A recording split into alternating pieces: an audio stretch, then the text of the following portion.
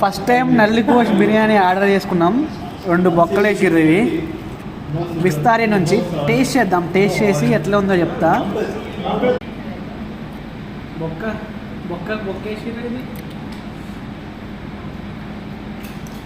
నల్లి గోష్. ఇంకా separate curry లాగా ఇచ్చినారు, రైస్ సపరేట్గా ఇచ్చినారు. మీకు రావట్లేదు. ఇది రైస్ విస్తారి కిచెన్స్.